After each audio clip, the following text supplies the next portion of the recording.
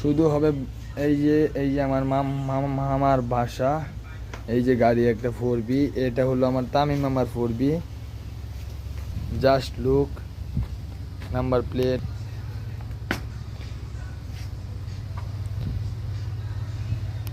বাতাস, বাতাস প্লাস বৃষ্টি। বাতাস একদিকে যেমন হচ্ছে বাতাস, অন্যদিকে বৃষ্টি।